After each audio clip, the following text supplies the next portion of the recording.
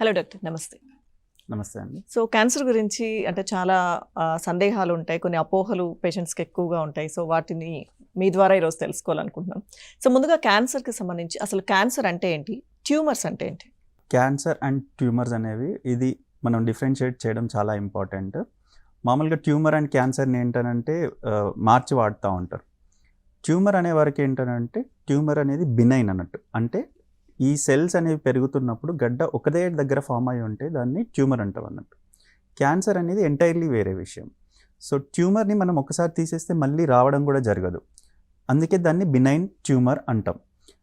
Cancer వచ్చేవరకు ఏంటనంటే cancer cells పెరుగుతున్నప్పుడు గడ్డలాగా ఫామ్ అవుతుంది, తర్వాత చుట్టుపక్కల ప్రాంతాల్లోకి వెళ్తుంది, లింఫ్ నోడ్స్ అంటాం, లింఫ్ నోడ్ గ్లాండ్స్లోకి వెళ్తుంది.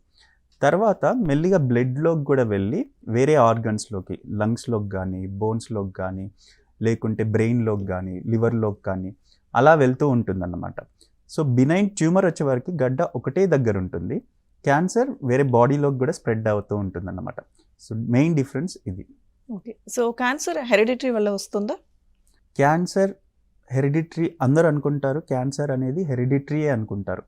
యూజువల్గా పేషెంట్స్ నా దగ్గరికి వచ్చినప్పుడు మా ఇంట్లో ఎవరికి క్యాన్సర్ లేదు బట్ నాకు క్యాన్సర్ వచ్చింది, అలా ఎలా పాసిబుల్ అవుతుందని అడుగుతారు. నిజానికి చెప్పాలంటే క్యాన్సర్ ఫ్యామిలీస్లో ఎక్కువ రన్ అవ్వదు. టోటల్ మనం 100 పేషెంట్స్ని చూసుకుంటే ఒక 5 నుంచి 10 పేషెంట్స్కి మాత్రమే క్యాన్సర్ ఫ్యామిలీస్లో రన్ అవుతూ ఉంటుంది. అది కూడా కొన్ని పర్టికులర్ క్యాన్సర్స్ ఉంటాయి, అంటే కొలాన్ క్యాన్సర్ కానీ, లేకుంటే బ్రెస్ట్ క్యాన్సర్ కానీ, ఇలాంటి కామన్ క్యాన్సర్స్ వచ్చేవరకు ఫ్యామిలీస్లో రన్ అవుతూ ఉంటాయి. అది 5 నుంచి 10% మాత్రమే ఉంటాయి. అలా కాకుండా ఒక 20 to 30% రిస్క్ ఫ్యాక్టర్స్, స్మోకింగ్ కానీ, ఆల్కహాల్ కానీ, లేకుంటే తంబాకు, గుట్కా, చూయింగ్, పాన్ మసాలా ఇవి తినడం వల్ల ఒక 20 to 30%, 20 నుంచి 30% వరకు క్యాన్సర్స్ వస్తూ ఉంటాయి. మిగతావి 60 నుంచి 70% వచ్చేవరకు క్యాన్సర్స్కి స్పెసిఫిక్ కారణం అనేది మనకి దొరకదు. ఇది ఇప్పుడు మనకు అలవాటు అవుతున్న వెస్టర్న్ లైఫ్ స్టైల్ వల్ల కానీ, ఎయిర్ పొల్యూషన్లో వల్ల కానీ, ప్లాస్టిక్స్ యూసేజ్ వల్ల కానీ, మోస్ట్ కామన్లీ ఇలాంటి రీజన్స్ వల్ల క్యాన్సర్ ఇన్సిడెన్సెస్ అనేది పెరిగి బాడీలో సొమాటిక్ మ్యూటేషన్స్ రావడం వల్ల క్యాన్సర్స్ అనేవి పెరుగుతున్నాయి. క్యాన్సర్ రావడానికి ఉన్న కారణాల్లో చాలా మంది అనుకుంటుంటారు స్ట్రెస్ కూడా ఒక కారణం, ఎక్కువ స్ట్రెస్ తీసుకున్న క్యాన్సర్ వస్తుంది అంటారు. ఇది నిజమా లేకపోతే అపోహ? ఇది కామన్ అపోహ అండి. క్యాన్సర్ రావడానికి మనం ఇంతకుముందు చెప్పుకున్నట్టు మల్టిపుల్ రీజన్స్ ఉండొచ్చు, రిస్క్ ఫ్యాక్టర్స్ ఉంటాయి. కానీ మనం చేసే పని వల్ల, స్ట్రెస్ రావడం వల్ల అనేది క్యాన్సర్ రావడం అయితే యూజువల్గా జరగదు. ఓకే, ఎక్కువ షుగర్ తీసుకున్నా కానీ, చాలామంది ఎక్కువ షుగర్ తింటూ ఉంటారు కదా, సో వాళ్ళకి కూడా క్యాన్సర్ వస్తుంది అంటారు, నిజమేనా? ఎక్కువ షుగర్ తీసుకోవడం వల్ల డైరెక్ట్గా షుగర్ అనేది క్యాన్సర్ కాజ్ చేయదు. మనం షుగర్ ఎవరైతే ఎక్కువ తీసుకోవడం వల్ల యూజువల్గా ఏం జరుగుతుంది, ఆర్ ప్రాసెస్డ్ ఫుడ్, అంటే షుగర్స్ అంటే ఇక్కడ కార్బోహైడ్రేట్స్ అని అర్థం, ఓన్లీ స్వీట్స్ అని కాదు.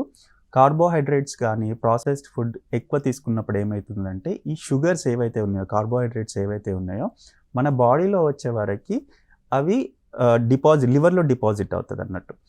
ఎక్కువ షుగర్స్ ఏవైతే ఉన్నాయో బాడీలో ఫ్యాట్గా కన్వర్ట్ అవుతాయి, లివర్లో డిపాజిట్ అవుతాయి, మస్కులోస్కెలిటల్ అంటే మజిల్స్లో ఫ్యాట్గా డిపాజిట్ అవుతుంది. అలా డిపాజిట్ అవ్వడం వల్ల ఏమవుతుందంటే ఒబేసిటీ అనేది వస్తుంది మనకి. ఈ షుగర్స్ అనేది ఒబేసిటీ కాజ్ చేయడం వల్ల క్యాన్సర్ వచ్చే ఛాన్స్ ఉంటుంది. సో ఒబేసిటీ మనకు బాడీలో పలు రకాల క్యాన్సర్ కాజ్ చేస్తుంది. బ్రెస్ట్ క్యాన్సర్ కానివ్వండి, లివర్ క్యాన్సర్ కానివ్వండి, ప్యాంక్రియాటిక్ క్యాన్సర్ కానివ్వండి, కొలాన్ క్యాన్సర్ కానివ్వండి, ఈ క్యాన్సర్స్కి ఒబేసిటీ అనేది ఒక మేజర్ ఇంపార్టెంట్ రిస్క్ ఫ్యాక్టర్ అన్నమాట. షుగర్స్ డైరెక్ట్గా క్యాన్సర్ కాజ్ చేయవు, బట్ ఇండైరెక్ట్గా ఒబేసిటీ కాజ్ చేసి క్యాన్సర్ రావడానికి కారణమవుతుంది అన్నమాట. ఓకే,